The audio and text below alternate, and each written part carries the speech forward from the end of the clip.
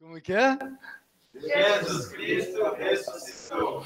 Verdadeiramente ressuscitou.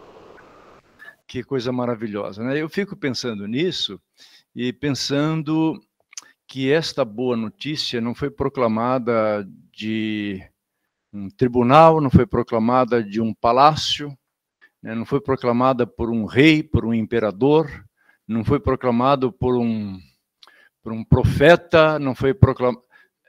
Esta mensagem foi transmitida por uma mulher. Não é? Eu acho que assim, o evangelho é uma coisa assim, muito extraordinária, né? Muito extraordinária, porque pega aquilo que não é e faz ser. Né? E faz ser. E é disso que nós precisamos muito hoje, deste impacto do evangelho, né, que sobre nós nos torna o que nós não somos e nos torna alguma coisa para a glória de Deus. Né? Vamos novamente? Jesus Cristo ressuscitou, verdadeiramente ressuscitou. Né? É assim que nós vamos estar diante de Deus, né? Neste tempo de louvor e de adoração. Eu estou aqui ainda, Mayra, me ajeitando aqui. Nós vamos cantar Quero Estar ao Pé da Cruz, é isto, né? Quero estar ao pé da cruz, né? Rememorando a história. Ou melhor, a gente tem um texto de leitura primeiro. Por que o meu aqui... eu abri liturgia errada. Já eu me ajusto aqui, me perdoe. Já me ajusto aqui, né? Então, vamos rememorar um pouquinho a história, lendo este texto de João, de 1 a 18. Né? Um texto maravilhoso. E quando o texto estiver em negrito, vocês façam a leitura em voz alta. Combinado? Pode ser assim? Então vamos lá. Só ajudando, Mayra, o pessoal que está no virtual, está tudo bem aí? Então, bom dia, irmãos. Tem uma galera aí, então. O pessoal aí que está também participando virtualmente, né? Vamos seguir o mesmo esquema, né? Vocês em casa, onde estiverem, repitam conosco, né, esta expressão dessa leitura. Vamos lá? No primeiro dia da semana, bem cedo, estando ainda escuro, Maria Madalena chegou ao sepulcro e viu que a pedra da entrada tinha sido removida.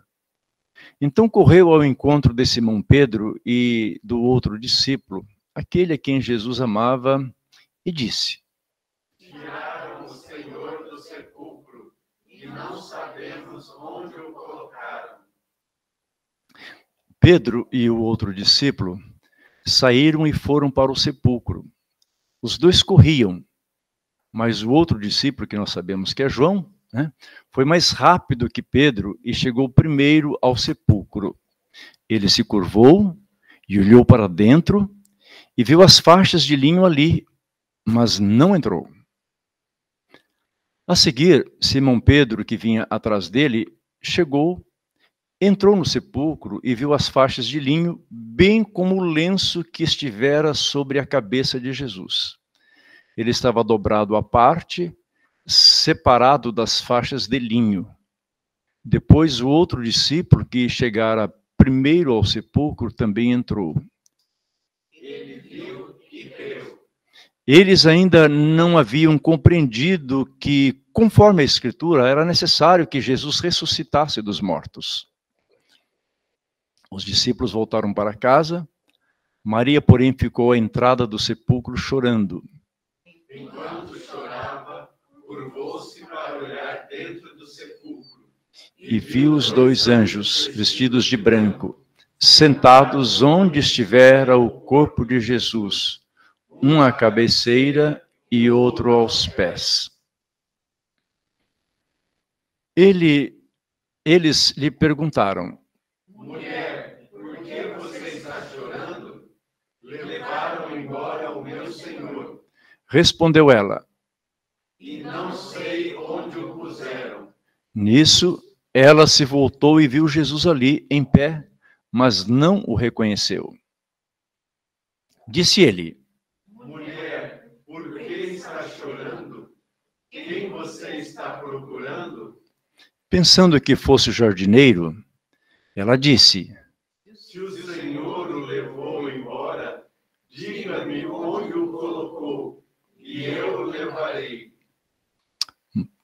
Jesus disse: Maria.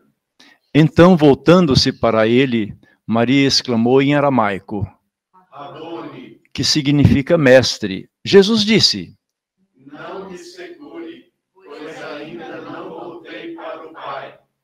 Vá, porém, a meus irmãos e diga-lhes: estou voltando para meu Pai e Pai de vocês, para meu Deus e Deus de vocês.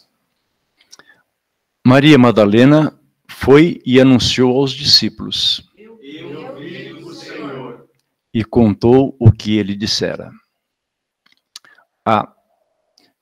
Jesus Cristo Ressuscitou. Verdadeiramente ressuscitou.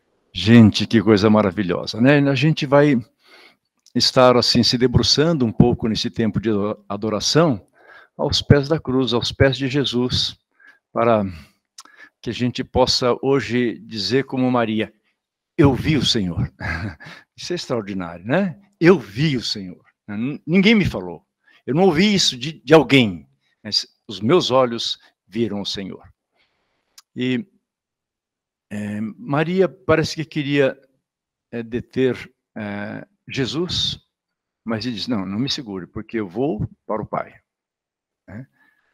E vocês perceberam um detalhezinho que eu acho que só João descreve dentro do túmulo? Um lenço. Um lenço. Onde está o lenço? Dobrado sobre o lugar onde Jesus estava. Um lenço dobrado. Quem dobrou? Eu não sei se isto é verdadeiro, mas há uma história, né, há um conto, há um relato de que o funcionário, né, que atendia a mesa do Senhor, quando o Senhor usava o guardanapo, né, ele o dobrava, dizendo que ele retornaria novamente à mesa, à refeição. Se isso é verdade, é extraordinariamente simbólica essa mensagem, né? Extraordinária. Jesus deixou o lenço dobrado, querendo dizer: eu volto. Né? E essa é a nossa esperança. A ressurreição nos aponta para isso. Né? Aguardamos a volta bendita de Jesus.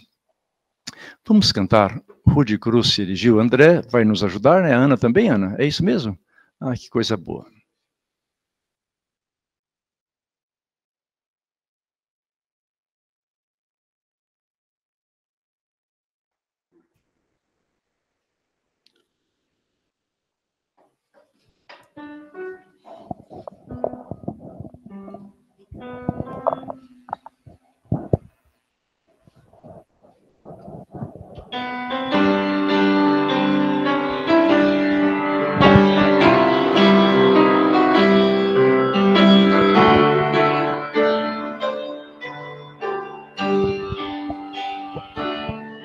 Rude cruz se erigiu, dela o dia fugiu, como emblema de vergonha e dor. Mas contemplo esta cruz, porque nela Jesus deu a vida por mim, pecador. Se eu amo a mensagem da cruz, de morrer eu a vou proclamar. Levarei eu também minha cruz, de por uma coroa trocar. Se a glória dos céus, o Cordeiro de Deus, ao Calvário humilhante baixou. Essa cruz tem para mim atrativo sem fim, porque nela Jesus me salvou. Se eu amo a mensagem da cruz, de morrer eu a vou proclamar. Levarei eu também minha cruz, de por uma coroa trocar. Essa cruz padeceu e por mim já morreu, meu Jesus para me dar-me o perdão. E eu me alegro na cruz, dela vem graça e luz para minha santificação. Se eu amo a mensagem da cruz, de morrer eu a vou proclamar. Levarei eu também minha cruz, de por uma coroa trocar. Amo a mensagem da cruz, de morrer eu a vou proclamar. Levarei eu também minha cruz, de por uma coroa trocar. Eu aqui com Jesus, a vergonha da cruz, quero sempre levar e sofrer. Cristo vem me buscar e com Ele no lar uma parte da glória de ter. Se eu amo a mensagem da cruz, até morrer eu a vou proclamar. Levarei eu também minha cruz, até por uma coroa trocar. Amo a mensagem da cruz, de morrer eu a vou proclamar. Levarei eu também minha cruz, até por uma coroa trocar.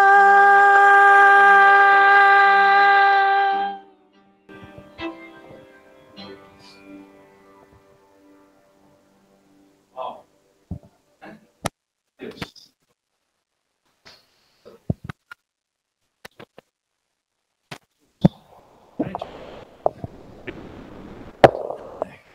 Clamando pela graça do Deus Pai, né? Deus Filho e Deus Espírito sobre nós. Depois a gente vai ter um momento de oração comunitária, né? Nós vamos orar assim, pedindo a presença e ação desse Deus Trino maravilhoso e entregando a Ele a nossa adoração. Pai querido, Pai nosso, aquele que cuida de nós, que nos protege. Deus, nós reconhecemos nessa manhã o Teu poder, a Tua soberania, a Tua graça, no deitar, no levantar, nas atividades que nós fazemos no dia a dia, na comunhão, na comunidade, no compartilhar das alegrias e também das dores. Nós reconhecemos a tua mão soberana agindo sobre nós, sempre, continuamente, em tudo aquilo que nós conquistamos, em tudo aquilo que nós realizamos. Nós sempre, Deus, sabemos que é o Senhor, é a boa mão do Senhor que está conosco. Oramos nesse momento, Pai, para que o Senhor possa nos fortalecer como comunidade, nos fortalecer como filhos, e fazer-nos reconhecer diariamente que a alegria do Senhor é a nossa força. É em Ti que nós confiamos, é no Senhor que nós depositamos a nossa fé. Porque nós sabemos, Pai, que de todas as riquezas que nós vemos nessa terra, nesse mundo, nessa vida, a nossa maior riqueza é o Senhor, é ter a Tua presença. E o Senhor ressuscitou, o Senhor venceu a morte. E nós temos essa vida que foi dada pelo Senhor, para que nós pudéssemos, Deus, Te glorificar, Te exaltar, Te adorar, e sermos cada vez mais parecidos, semelhantes, Deus, ao Teu caráter, na Tua bondade, em tudo aquilo, Pai, que vem de Ti. Tu és a fonte da nossa esperança, da nossa fé, da nossa alegria e da nossa salvação. Obrigado, Senhor Jesus. Amém.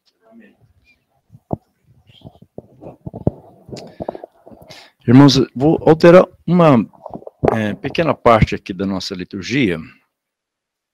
E eu queria, Mayra, que me ajudasse, inclusive, a fazer esse momento de reconhecimento, né, de presenças. Né? Normalmente a gente não anuncia presenças aqui, mas como a gente está com uma galera enorme não presente aqui da comunidade, mas a gente tem uma galera legal que está aqui, inclusive, alguns pela primeira vez. Vocês nos desculpem trazer isso para a intimidade, tá? A gente vai, então, conversar um pouquinho a respeito disso. O primeiro compartilhamento que eu queria fazer aqui a vocês é que a gente tem aqui um pessoal que está aqui por socorro mesmo, por misericórdia, né? Este pecador aqui, que está empurrando o seu descanso já desde fevereiro, chegou um ponto agora que a gente vai ter que parar, né? Então, agora em maio, eu vou sair aí um mês de férias, né?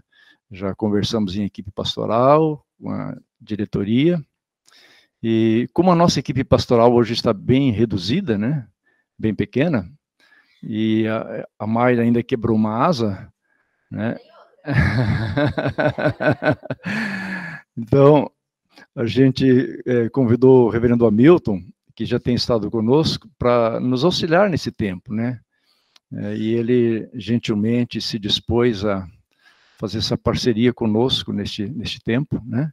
E a gente não quer reconhecer o reverendo Hamilton, a Andréia, né, que é quem empurra, né, Andréia? A esposa sempre que ajuda aí o esposo a estar na firmeza, e então a gente quer agradecer muito, viu, Hamilton, a sua bondade, Andréia, né, eu sei que vocês têm tratado isso em família, e também pelo Pedro, né, primeira vez, né, Pedro, que você está aqui, e a Laura, né, a Laura já esteve aqui naquela ocasião em que o reverendo Hamilton pregou sobre o encerramento de uma série, foi, né? Foi isso. E então a gente quer agradecer, né? E o Pedro veio e trouxe o Nicolas. Eu não sei se é o Nicolas que trouxe o Pedro ou o Pedro que trouxe o Nicolas. Né? Mas a gente está percebendo que cada tempo uma turma domina a céu, né? Teve um tempo que é a turma da música, outro tempo a turma da computação. Parece que esse ano vai ser a turma da medicina. Né? Que aí... Hã? E o Armando, né? Armando, que é colega de vocês, já tem estado conosco já algumas vezes, né? E então parece que a turma da medicina vai dominar aqui esse ano, né? Ó, vocês dois, né? Garantam isso, viu? Sejam bem-vindos. E a Mayra tem também algumas pessoas, Mayra, que você Você faz essa gentileza? Compartilha? Mas o Lucas agora a gente passa. Ah. O Lucas já tá voltando várias vezes. Mas é o Lucas, que é meu colega de mestrado, e é líder de uma igreja aqui em Campinas, e a gente tem comunicado os jovens de lá com os jovens de cá. E aí a Mariana, sim, é a primeira vez, né, Mariana? Você está vindo aqui. Sejam bem-vindos. Isso. Que coisa boa, né? Que vocês se sintam abraçados, acolhidos, viu? A casa céu é casa de vocês, viu? Que Deus os abençoe. E vamos então para esse tempo de oração comunitária, né? No segundo slide, vocês vão ter uma palavra em negrito, e essa palavra será respondida, então, por vocês. Nosso Pai, no nome de seu Filho amado, nós te louvamos e te agradecemos por todas as suas doces misericórdias. Pelo fôlego de... Oi? Ok.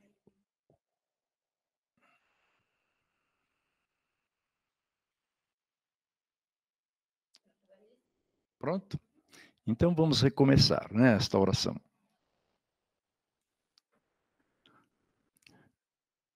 Nosso Pai, no nome do seu Filho amado, nós te louvamos e te agradecemos por todas as tuas doces misericórdias. Pelo fôlego de vida em nossos corpos, pelo milagre da personalidade humana e pela beleza que preenche sua criação. Nós, pela criatividade de homens e mulheres na cultura, na ciência e nas artes, por todos aqueles que lutam por justiça, por igualdade e por paz. Pela existência de verdadeiro amor neste mundo de pecado e injustiça. Pela verdade, pela beleza e pela bondade que ordenam sua criação, pelos santos, profetas e mártires que nos ensinaram fé e esperança. Nós te agradecemos, Senhor, pelo perdão dos pecados no sangue de Jesus Cristo, pelo dom do Espírito Santo e pela promessa da ressurreição dos mortos. Nós te agradecemos, Senhor, porque suas misericórdias são renovadas a cada manhã. Amém. Porque ele vive, posso crer no amanhã. Nos auxilie novamente, André, por gentileza, você e Ana.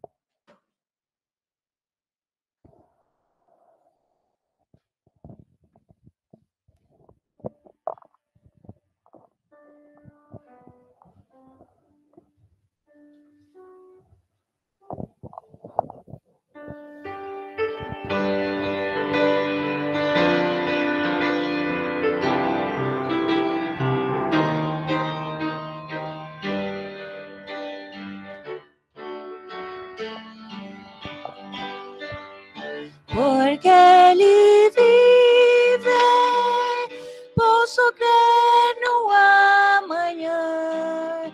Porque Ele vive, temor não há.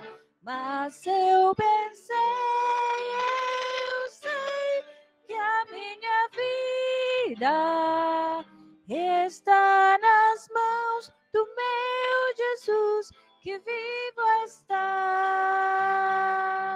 Deus enviou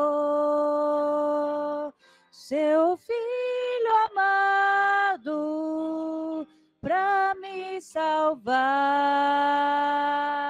e perdoar. Na cruz morreu por meus pecados, mas ressurgiu e vivo com o Pai está.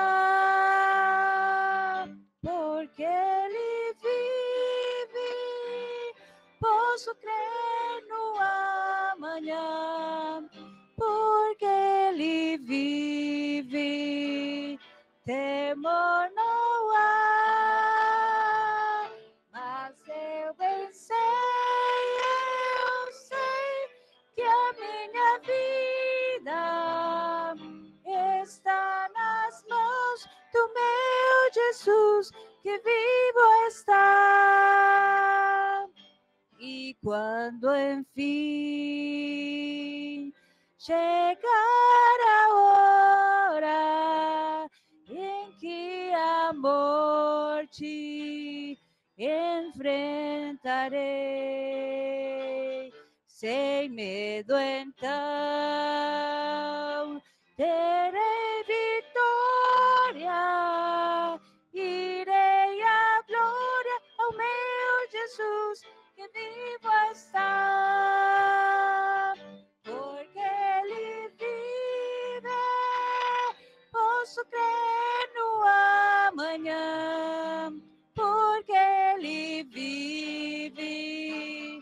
Temor não há, mas eu bem sei, eu sei que a minha vida está nas mãos do meu Jesus, que vivo está.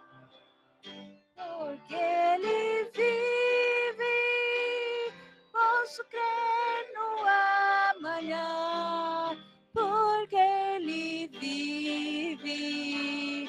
Temor não há, mas eu bem sei, eu sei que a minha vida está nas mãos do meu Jesus, que vivo está. Está nas mãos do meu Jesus, que vivo está.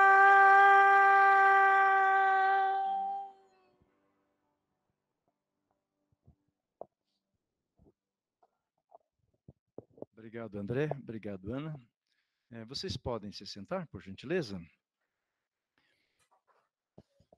Nós vamos passar agora para um tempo de oração.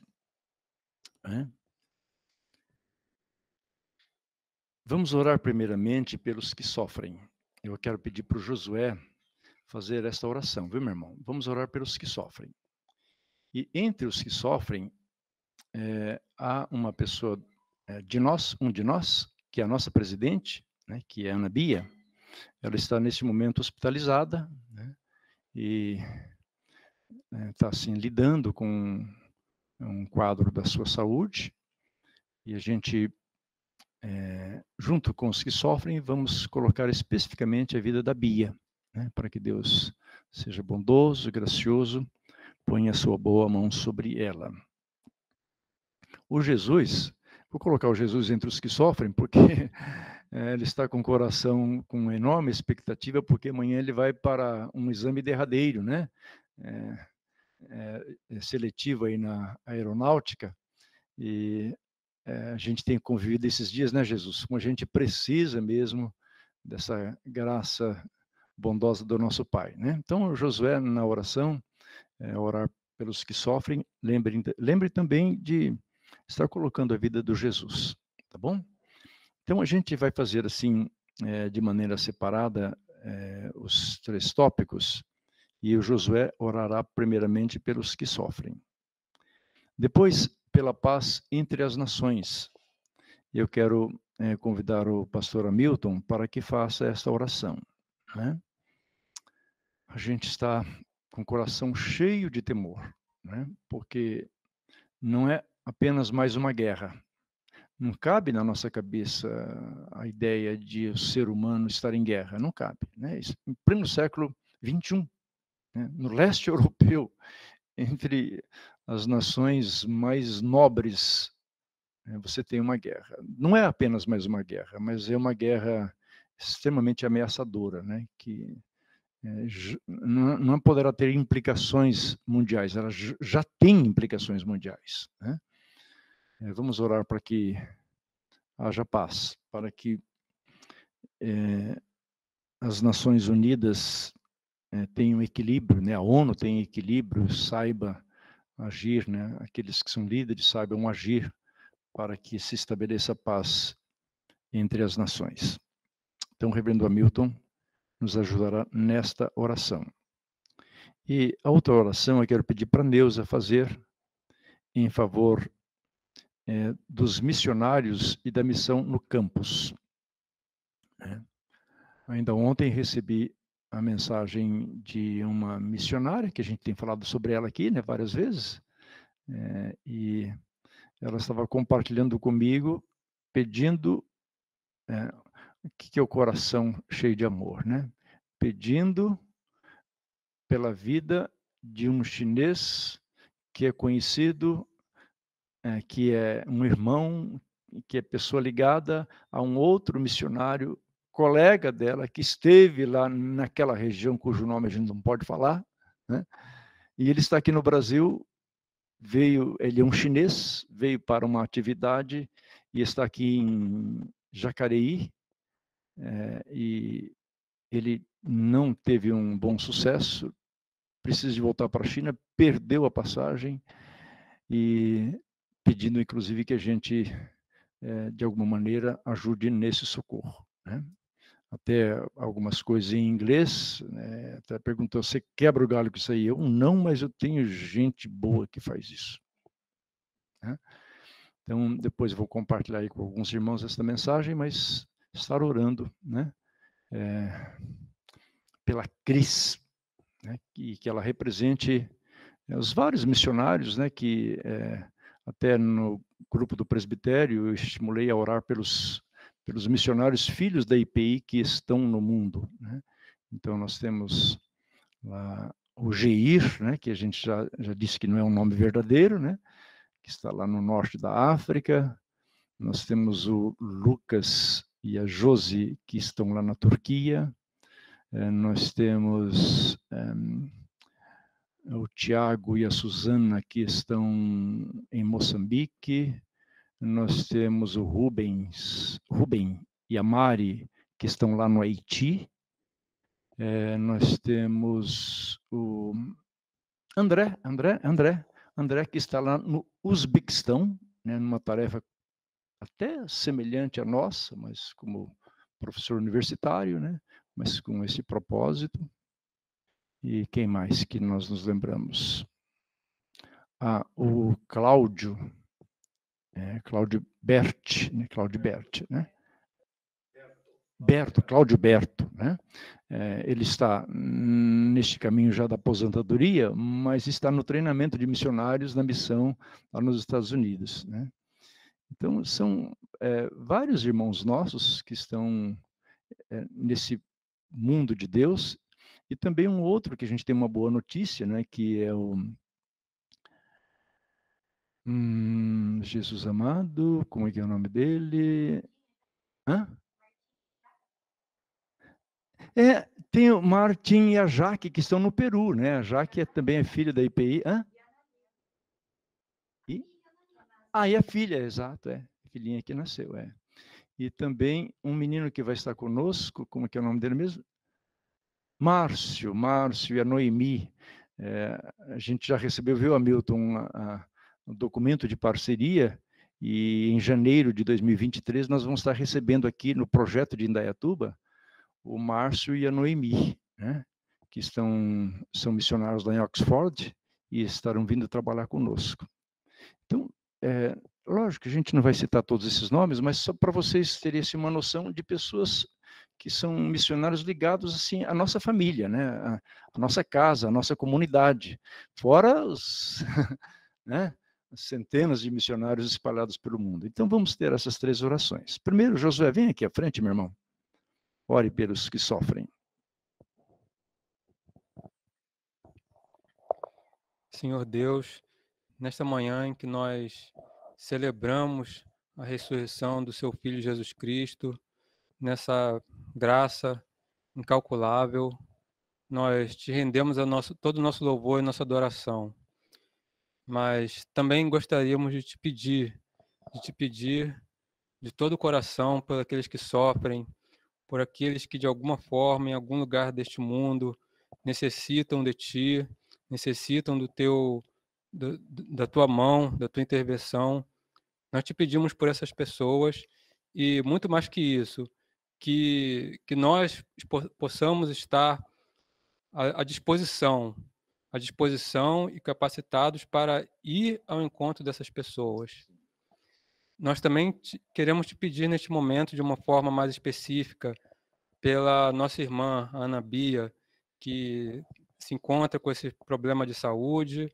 Nós te pedimos por ela que a ajude, que a abençoe, que a restaure a sua saúde, que coloque a sua mão e o seu Espírito Santo sobre a sua vida, para que ela tenha uma boa recuperação.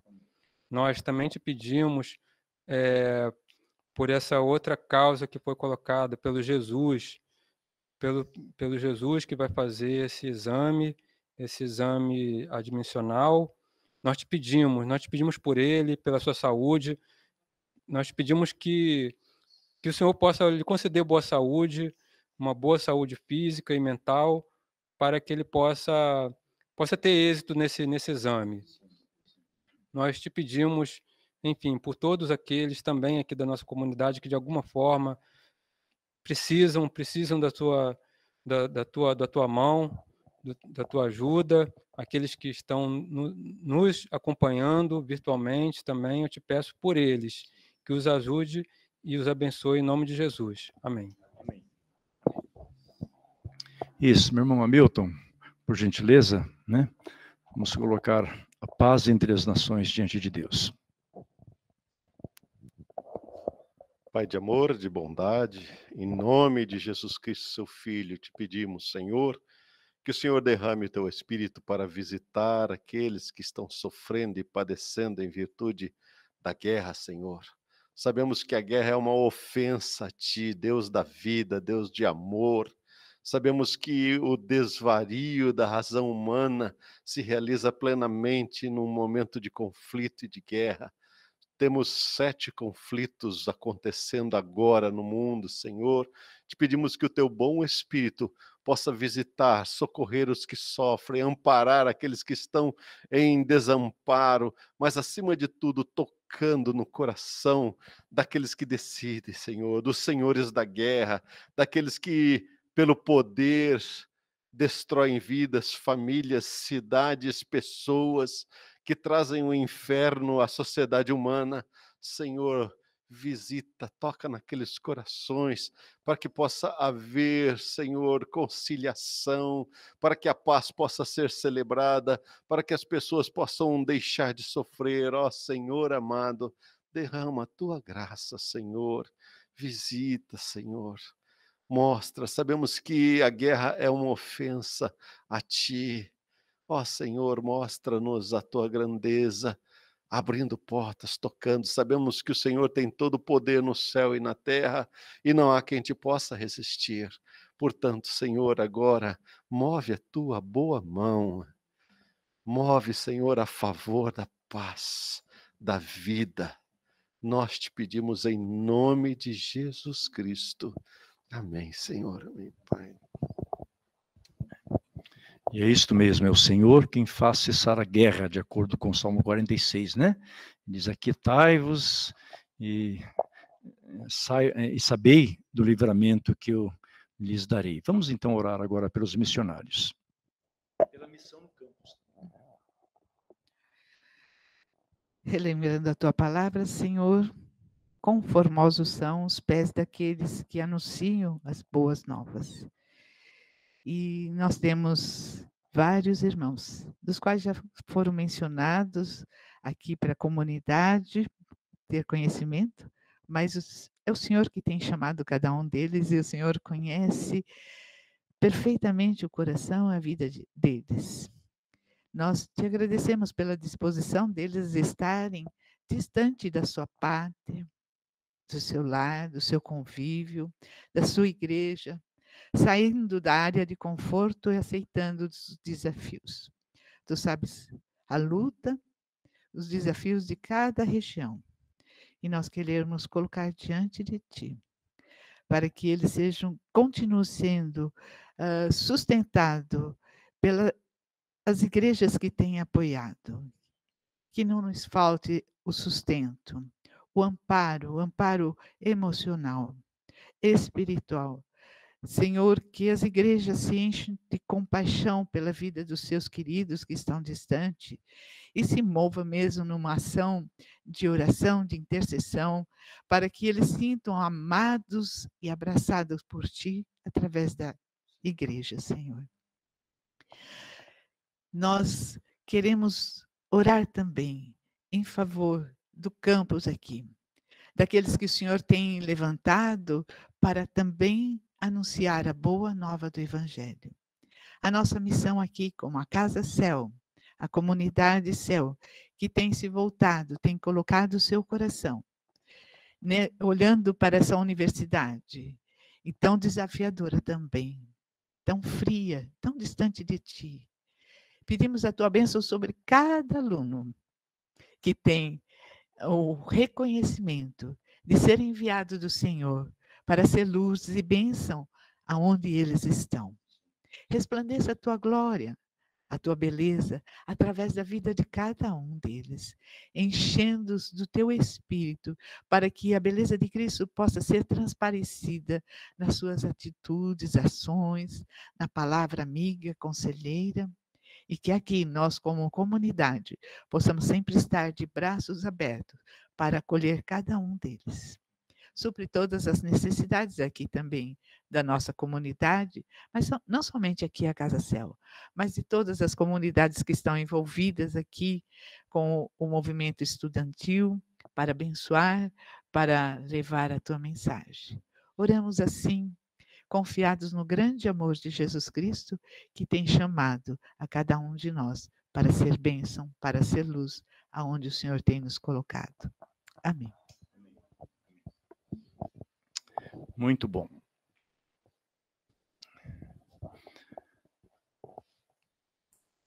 O preço da paz, né? É a série que nós estamos desenvolvendo, né, nesses dias, e nós estamos seguindo os passos de Jesus na sua paixão, né?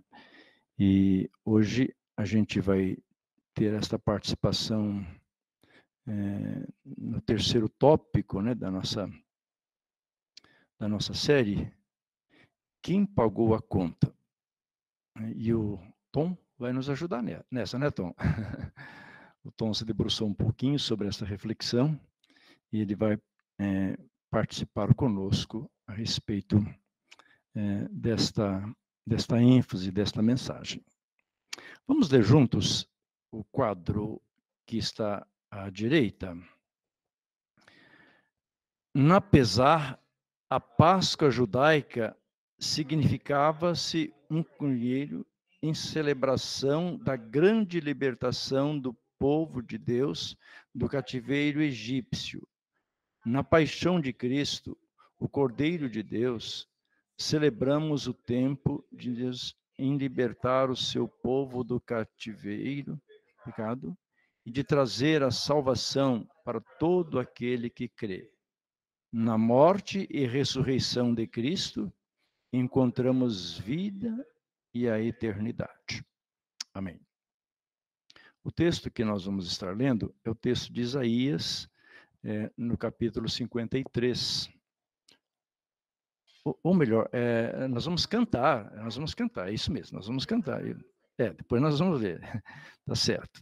Então, nos ajude... É o Isaías 53 do Projeto Solo, né?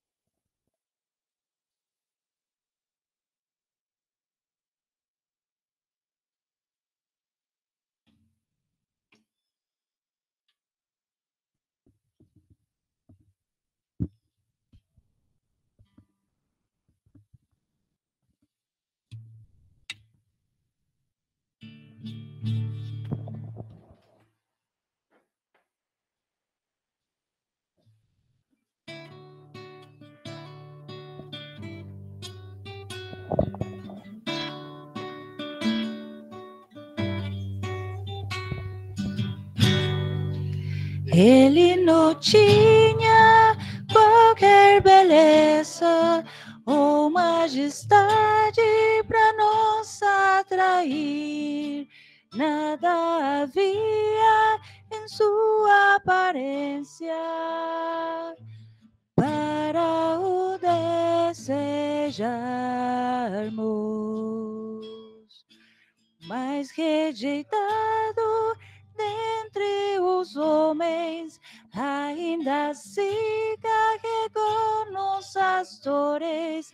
O seu castigo nos traz paz e a esperança não se esvai.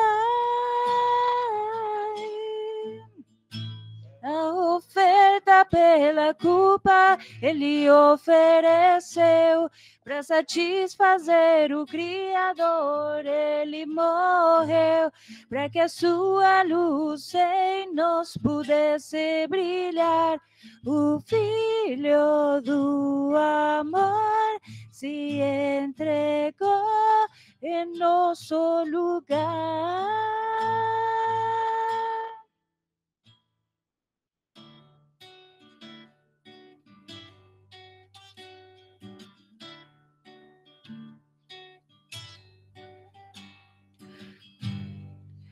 Mas rejeitado dentre os homens, ainda assim carregou nossas dores. O seu castigo nos traz paz e a esperança não se esvai. A oferta pela culpa ele ofereceu para satisfazer o Criador. Ele morreu para que sua luz em nós pudesse brilhar. O Filho do amor se entregou em nosso lugar.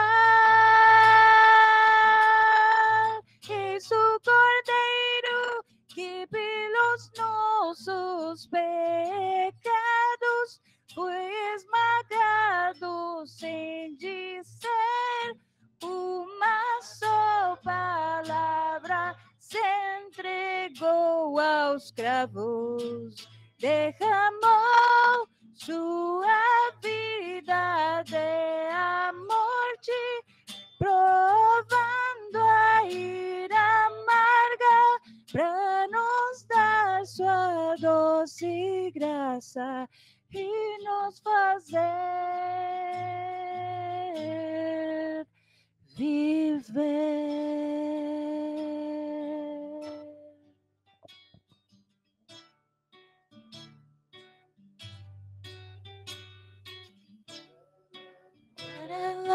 La la la la la la la la la la la la la la.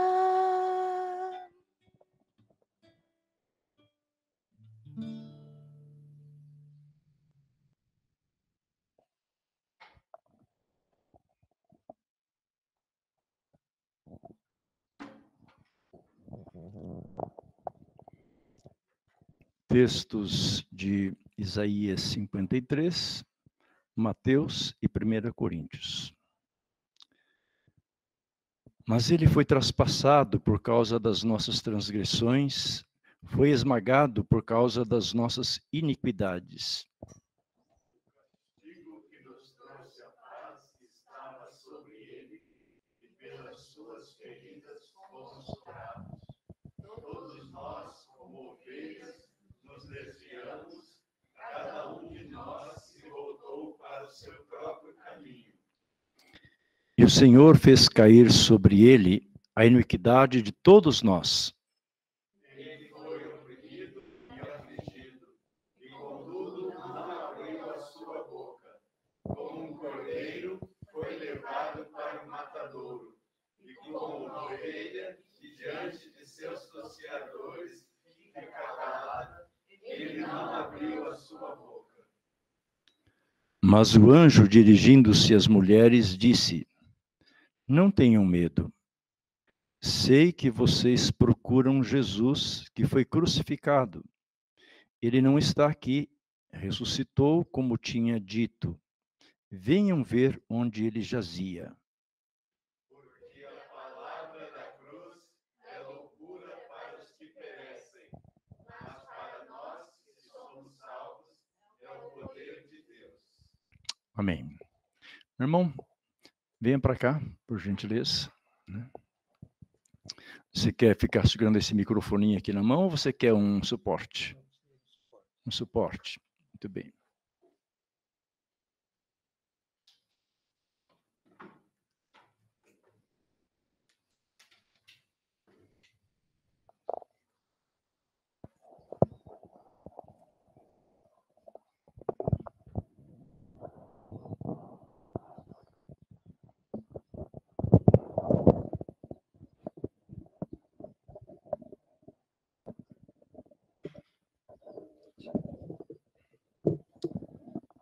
Vamos orar a Deus.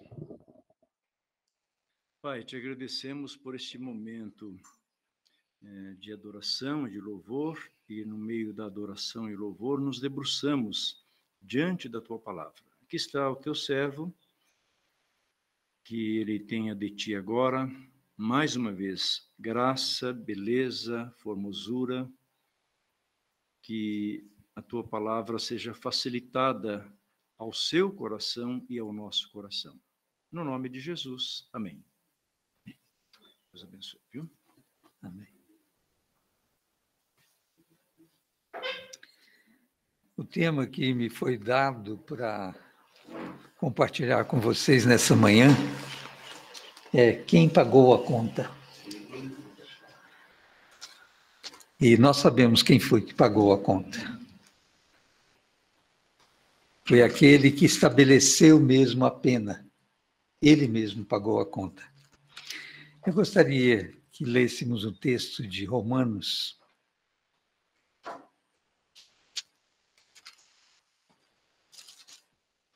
no capítulo 5. E eu vou dar ênfase em algumas palavras desse texto.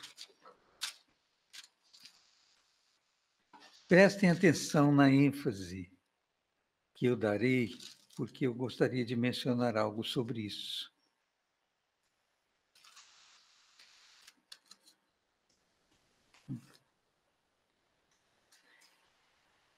Tendo, verso 1 do capítulo 5, tendo sido, pois justificados pela fé, temos paz com Deus, por nosso Senhor Jesus Cristo, por intermédio de quem obtivemos acesso pela fé a esta graça na qual estamos firmes e nos gloriamos na esperança da glória de Deus.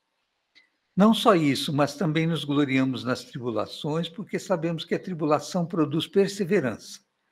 A perseverança é um caráter provado e o caráter provado é esperança. E a esperança não nos decepciona, porque Deus derramou seu amor em nossos corações por meio do Espírito Santo, que ele nos concedeu. De fato, no devido tempo, quando ainda éramos fracos, Cristo morreu pelos ímpios. Dificilmente haverá alguém que morra por um justo. Embora pelo homem bom, talvez alguém tenha a coragem de morrer. Mas Deus demonstra o seu amor por nós. Cristo morreu em nosso favor quando ainda éramos pecadores. Como agora fomos justificados pelo seu sangue, muito mais ainda, por meio dele, seremos salvos da ira de Deus.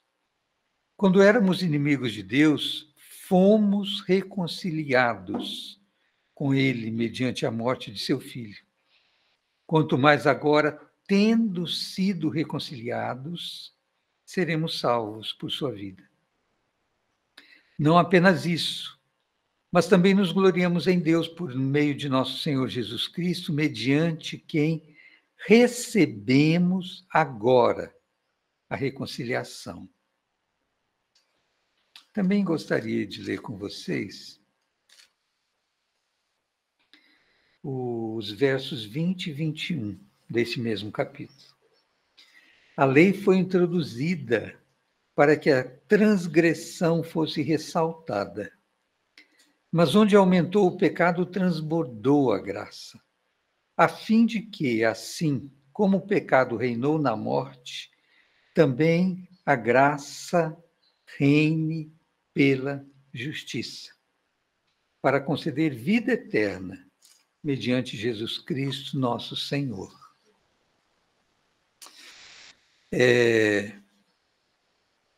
Eu gostaria de olhar um pouquinho para trás da ressurreição. Que a salvação, podemos notar, especialmente no livro de Romanos e Efésios, sempre é em Cristo. Essa expressão aparece centenas de vezes no Novo Testamento. Em Cristo. Não há salvação fora de Cristo. Por mais que as religiões e todos os povos na Terra são religiosos, busquem a salvação por diversos meios, diversas maneiras. A Bíblia é muito explícita. A salvação só existe em Cristo. Mesmo para aqueles que nunca ouviram falar de Cristo, a salvação disponível é através de Cristo. Mesmo que nunca tenhamos conhecimento disso, a salvação vem pelo sacrifício de Cristo. E diante disso, eu creio que muitos de nós, né, têm tido experiências de dúvidas sobre a própria salvação. Né? Isso faz parte da nossa humanidade caída, a dúvida. E eu gostaria de lembrar uma coisa. A salvação veio por Cristo, pelo que Ele fez por nós. Mas a convicção da salvação vem pelo que Ele disse a respeito do que Ele fez. Então, nós temos a salvação da parte dEle, pelo sacrifício dEle em nosso lugar, mas a convicção disso, para se estabelecer em nosso coração, nós precisamos dar crédito ao que Ele disse na sua palavra. Então, uma coisa é a salvação, outra coisa é a convicção da salvação. A convicção vem pelo que Ele diz, a salvação pelo que Ele fez. Eu gostaria de destacar um pouco hoje sobre a dívida, né? Qual foi essa dívida? Porque Ele, e não nós, teve que pagar essa dívida. Essa dívida não podia ser prescrita sem que tivesse que ser pago tão grande preço. E aí se dá um dilema que eu gostaria de destacar. Né? Vamos pensar que nós vivemos nesse mundo líquido, conforme fala o Bauman, né? Um mundo onde não há peso. As coisas são muito fluidas, voláteis. E nós estamos vivendo, principalmente da metade do século passado para cá, né? E isso tem se intensificado, essa volatilidade, que é uma palavra muito usada hoje, principalmente no meio financeiro. Né? A volatilidade é uma coisa que não dá para pegar. É líquida. Você pega, foge pelo meio dos dedos. E nós estamos cada vez mais vivendo isso. E particularmente no que diz respeito à verdade. É até chamado de mundo da pós-verdade, né? Porque a verdade já não tem consistência. A gente não sabe em que basear a verdade. Então, fake news virou palavra de moda, né? A gente chamava antes de mentira. E agora se chama de fake news. Porque nós vivemos neste mundo tão frágil em relação àquilo que deveria ser consistente. Por isso eu fiz questão de dar ênfase nas palavras que eu destaquei aqui, em Romanos 5, porque são palavras tão categóricas, tão cheias de densidade, tendo sido, temos, obtivemos, Ele nos concedeu, Cristo morreu, fomos justificados, fomos reconciliados. Palavras cheias de conteúdo. Não há dúvida. E ela é expressa por quem? Por aquele que viveu e aprendeu de Jesus, mesmo não tendo conhecido pessoalmente, que foi o apóstolo Paulo.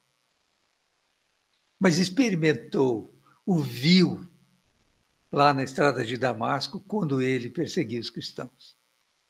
Este homem, que é considerado o maior dos apóstolos, não vivenciou, não experienciou a presença de Jesus fisicamente. Mas Jesus apareceu para ele com tanta densidade, com tanto peso, que a experiência dele foi maior do que a dos outros. Até porque Jesus mesmo havia dito para Tomé: bem-aventurados aqueles que não viram e creram. Então, nós temos o privilégio desta maior bem-aventurança do que aqueles que viram e creram. Mais bem-aventurado é aquele que, não vendo, crê. Essa bem-aventurança nos pertence. Diante disso, deste mundo líquido que vivemos, eu tenho já dito algumas vezes aqui, principalmente nos nossos estudos bíblicos, às terças-feiras, né, dos 3 tempos da salvação. Isso deve ficar muito gravado em nossa mente, né? Que nós fomos salvos da penalidade do pecado, que é o que a Bíblia chama de justificação. Estamos sendo salvos do poder do pecado, é o que a Bíblia chama de santificação. E seremos salvos um dia da presença do pecado, é o que a Bíblia chama de glorificação. Então, a salvação completa, ela participa desses 3 tempos: passado, sendo justificados; presente, sendo livres do poder do pecado; e futuro, sendo glorificados. É por isso que eu falei que queria voltar um pouquinho antes da ressurreição, porque eu quero dar um pouco de ênfase, já que o meu tema é esse: quem pagou a conta. Eu acho que o próximo tema vai ser mais sobre a ressurreição, né? Quem pagou a conta? O fato de que a conta está paga. Ela foi paga. E o que é emocionante nisso, que não houve participação de nenhum de nós nesse pagamento. Ela foi paga fora de nós. Alguém pagou a conta que era minha, que era sua. Nós não temos participação nenhuma nisso, apesar de, às vezes, acharmos injusto. Muitas vezes, né? Quando a gente compartilha Jesus com algumas pessoas e dizemos para elas: olha, a conta está paga, você não tem que pagar mais nada. Nada, nada, nada. A pessoa fica até meio assim, paralisada e pensando: espera aí, mas qual a minha parte? Qual a minha responsabilidade nisso? Se vocês querem saber a sua parte, então ouçam o próximo estudo na terça-feira que vem, às 10 horas da manhã, mas hoje a gente vai ficar só na parte dele, o que ele fez, né? Então vamos nos regozijar no que ele fez. Há uma outra dinâmica aí, mas essa não vai ser revelada hoje. Qual foi a dívida? A dívida começou lá no Éden, né? No Éden. Quando houve uma palavra dita por Deus, clara, objetiva, densa, né? No dia em que dele comeres, certamente morrerás. Sim. Não há razão para dúvida alguma diante dessa palavra. Mas alguma coisa estava acontecendo ali, naquele jardim. Havia a possibilidade dessa palavra não ser obedecida.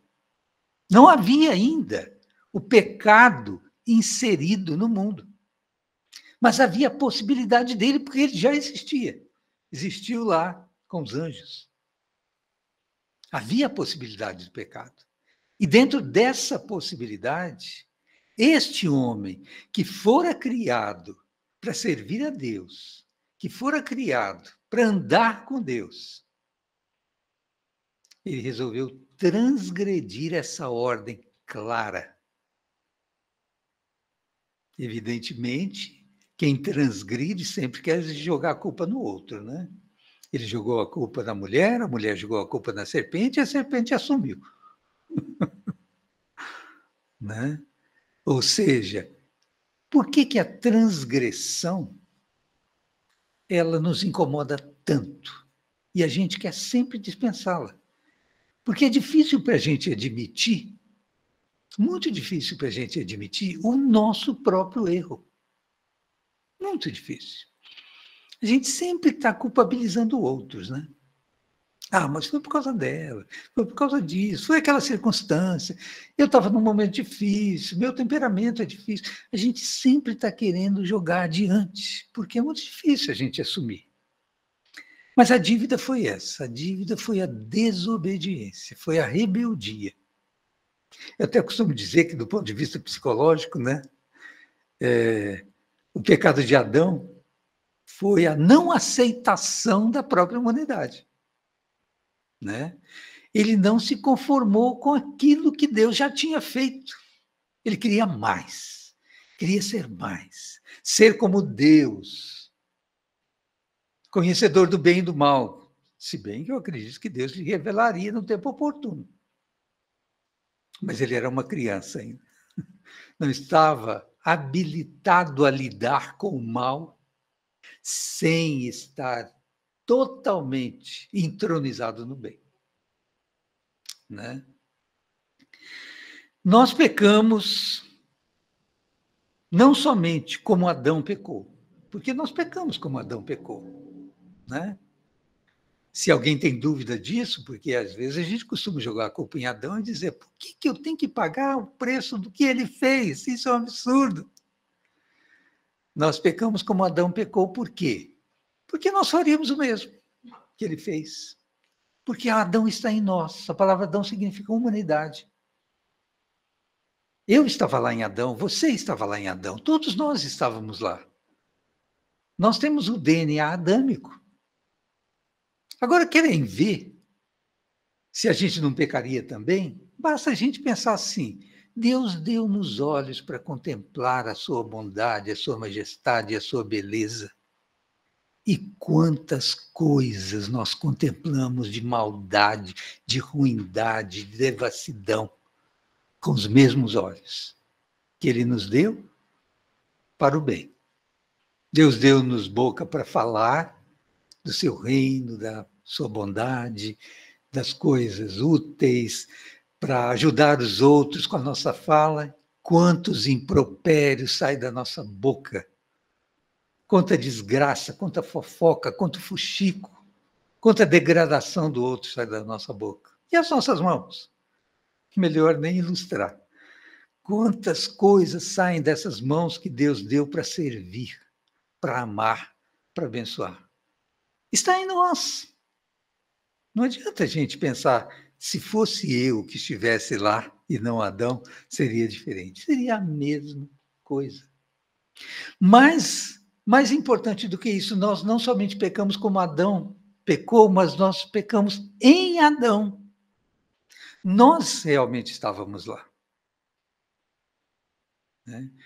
Pense que se seu trisavô não existisse, seu bisavô não existiria, seu avô não existiria, seu pai, sua mãe não existiria, você não existiria. Então, nós estávamos lá. Nesse caminho regressivo, todos estávamos lá em Adão.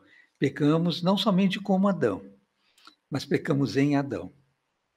A Bíblia, inclusive, dá um exemplo muito interessante lá no livro de Hebreus, sobre o sacerdócio levítico. O sacerdócio levítico, Hebreus capítulo 7. O que é o sacerdócio levítico?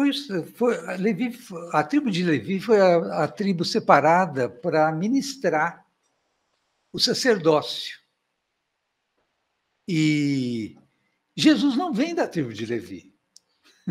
E a Bíblia diz que ele é o sumo sacerdote eterno, mas ele não vem da tribo de Levi. Como pode isso? Apareceu um outro, chamado Melquisedeque. Né? Nome bonito para pôr em filho, né? Melquisedeque. E a Bíblia diz que esse Melquisedeque não teve princípio de dias, nem fim de existência. Quer dizer, ele era um protótipo de Cristo. Uma figura e um protótipo de Jesus. E aqui, quando fala de Melquisedeque, diz o texto de Hebreus, o autor de Hebreus, diz o seguinte. Diz assim, comparando Levi com Melquisedeque, ele diz assim que Abraão deu o dízimo a Melquisedeque. E quem dá o dízimo, dá a quem é superior. Então, o próprio Abraão deu o dízimo a Melquisedeque, mostrando a superioridade dele. Porque, sem dúvida alguma, o inferior é abençoado pelo superior, diz o texto. No primeiro caso, quem recebe o dízimo são homens mortais. No outro caso, é aquele de quem se declara que vive, Jesus. Né? Pode-se até dizer que Levi, que recebe os dízimos, entregou-os por meio de Abraão.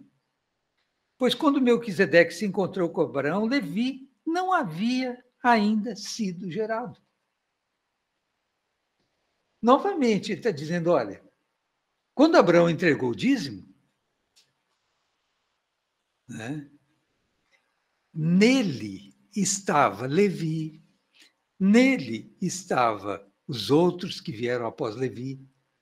Todos os sacerdotes estavam entregando o dízimo a Melquisedeque.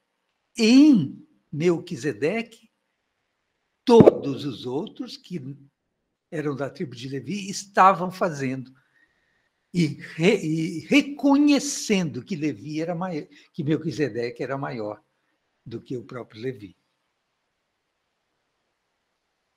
Não havia sido gerado ainda Levi, e Levi já estava lá oferecendo a oferta a Melquisedeque, tal como a Bíblia também fala sobre a cruz, né? Antes de haver luz, houve cruz.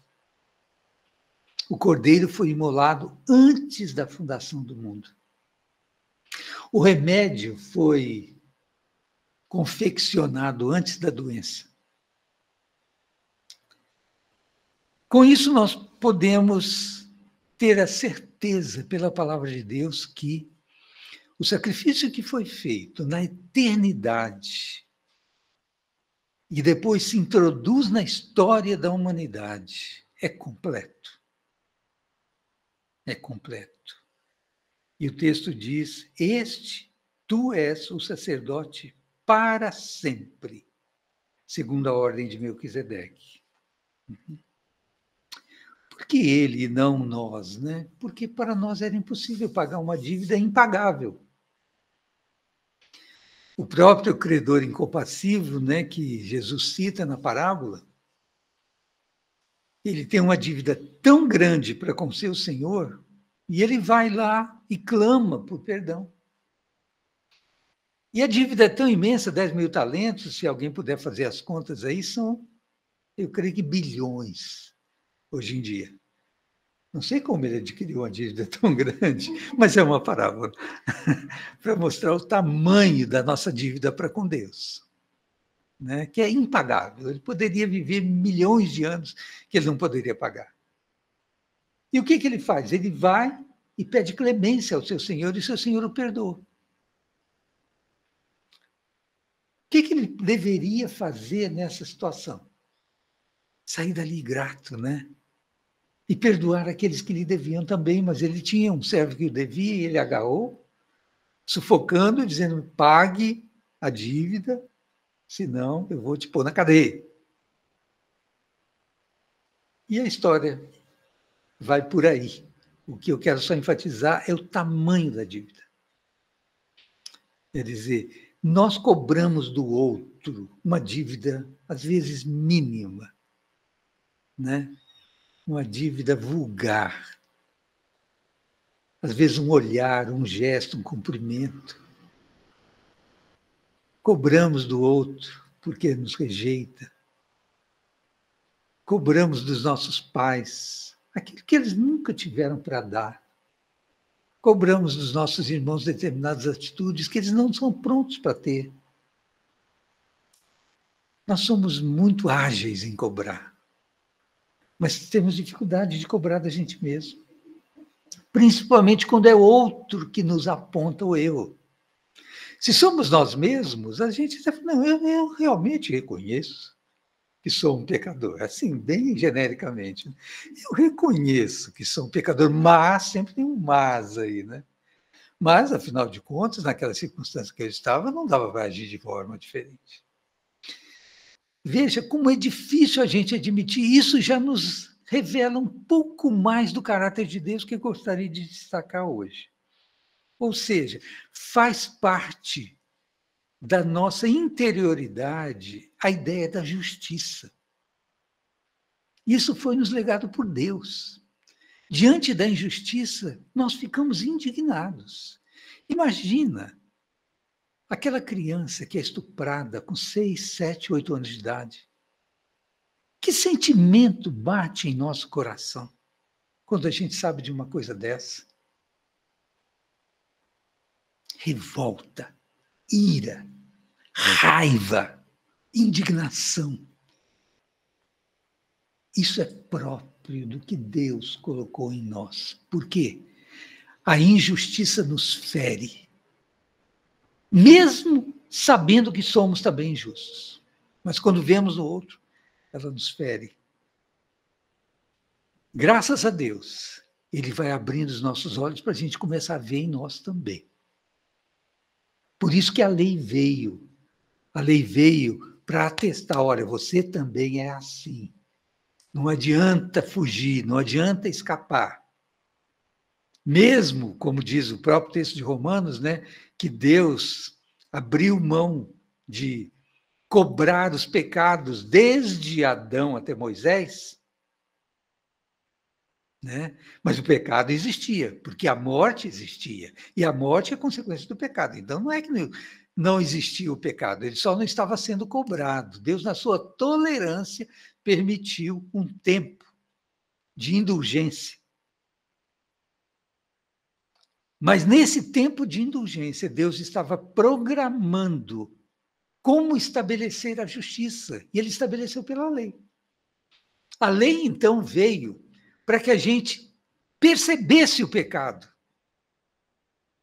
Porque mesmo que a gente sentisse o pecado, a gente não dava tanta importância.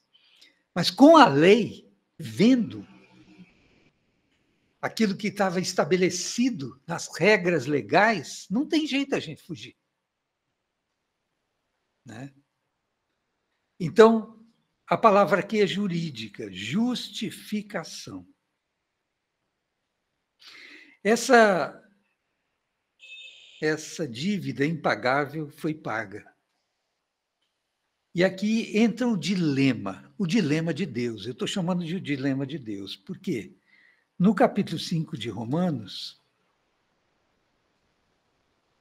um detalhezinho chama a atenção, um pequeno detalhe, no capítulo 5, verso 21.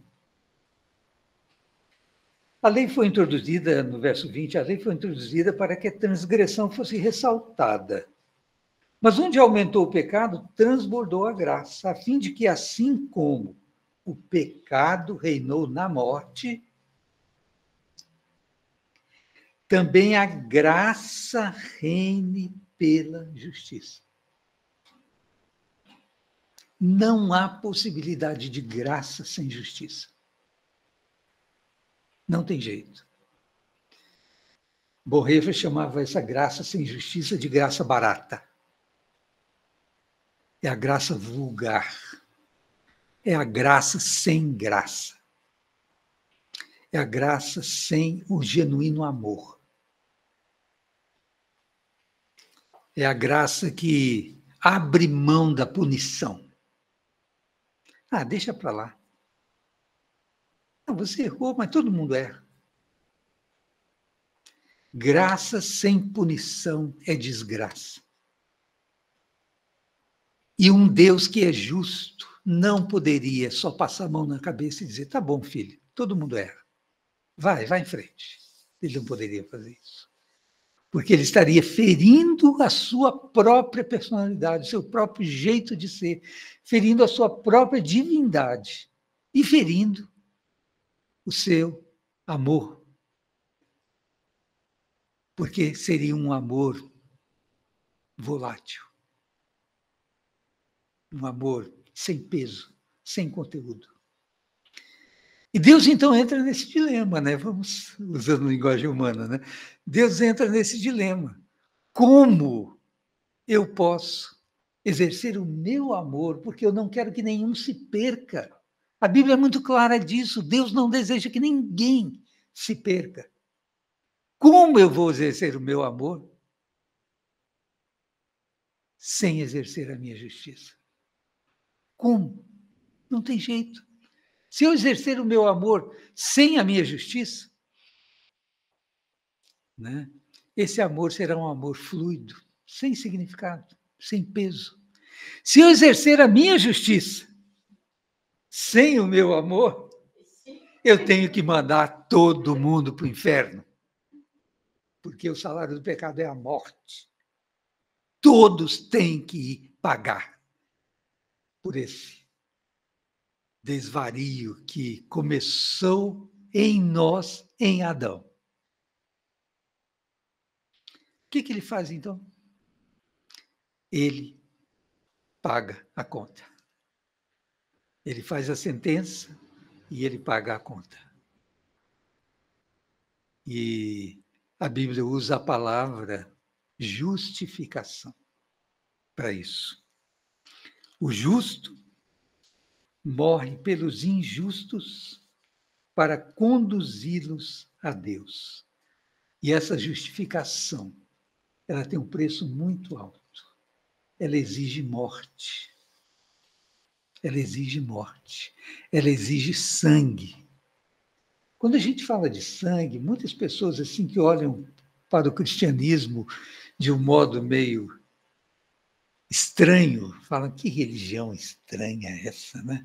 Sangue, cruz, que coisa, assim, antissocial, sinistra, né? Mas é sangue, é cruz. Esse é o preço do nosso pecado. E nós só podemos ver, de fato, o nosso pecado. Não é olhando para nós mesmos, nem para os outros, mas é olhando para a cruz.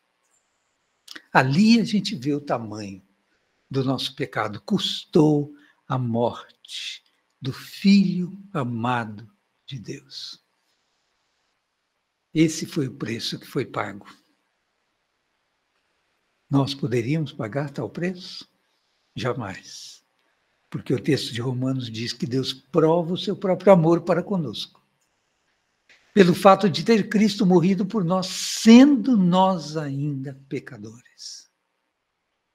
Ele não esperou que a gente se redimisse para depois ele nos perdoar. Ele veio e pagou a conta. Você tem agora um crédito diante de Deus. E esse crédito está em seu filho. Aquele que tem o filho tem a vida. Aquele que não tem o filho não tem a vida, mas sobre ele paira a ira de Deus. Porque rejeitou o pagamento que foi feito em seu lugar. E muitas pessoas fazem isso, às vezes por ignorância e às vezes por soberba. Não, tudo bem. Eu sei que Deus fez uma grande obra em meu favor, mas tenho que fazer a minha parte também. Com isso, nós estamos ofendendo a Deus. Nós estamos dizendo que o sacrifício do filho dele foi um sacrifício qualquer. Que se nós não participarmos disso, a validade é pequena. Portanto, esse é o Deus que pagou a conta. Ela não podia ser prescrita, porque sendo justo ela tinha que ser quitada. Por isso ele se tornou justo e justificador daquele que tem fé em seu Filho. E eu quero concluir esse dilema, né, lendo Hebreus capítulo 12.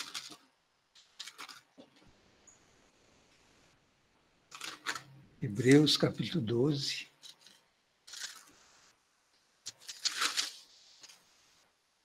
Que diz o seguinte: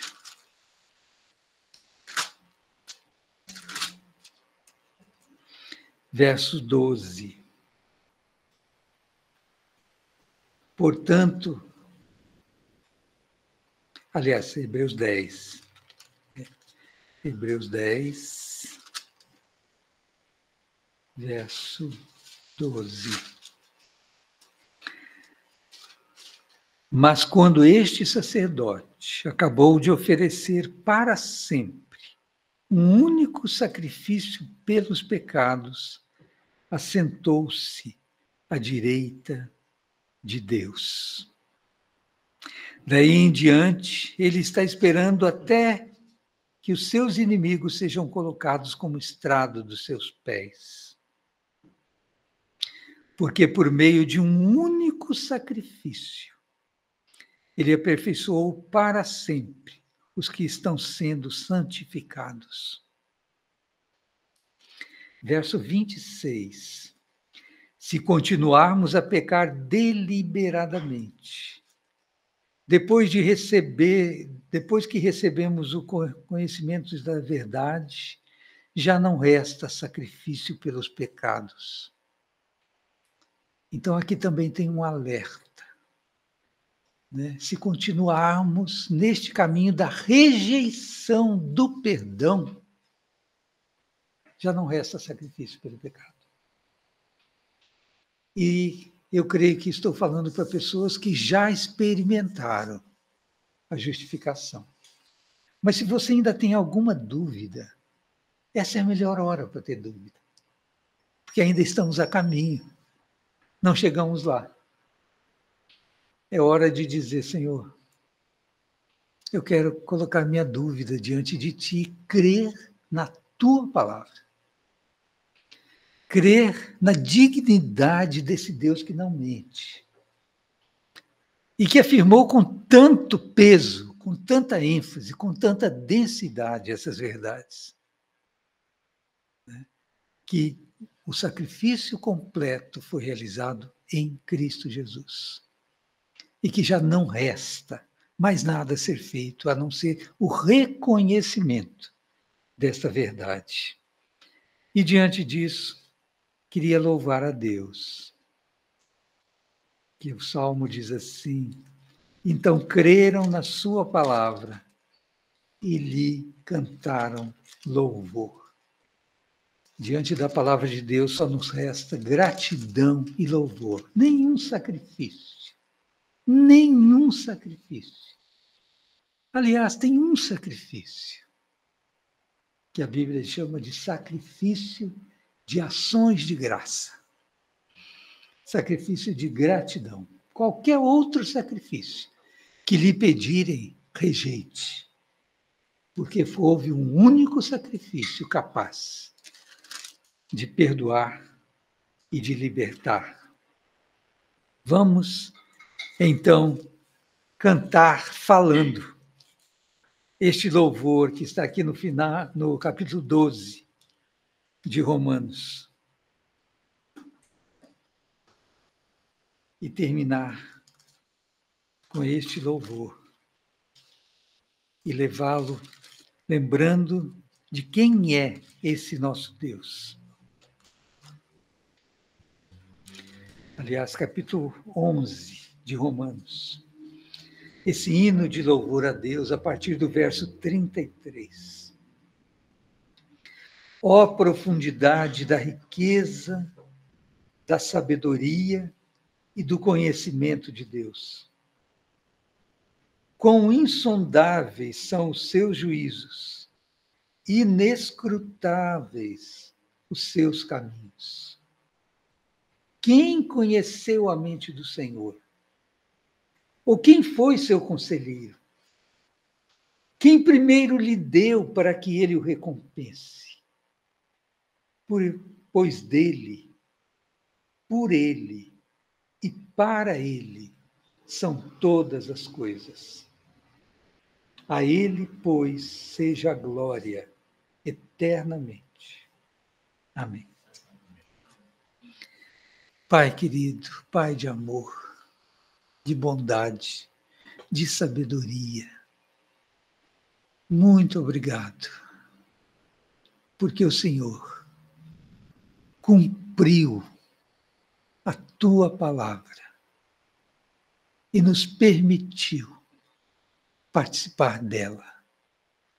Confiamos não em nós mesmos, confiamos não em outras pessoas, confiamos em Ti, naquilo que o Senhor diz, naquilo que o Teu Filho diz, naquilo que a Tua palavra revela, e que a nossa salvação esteja baseada nisto, Senhor, sempre e sempre.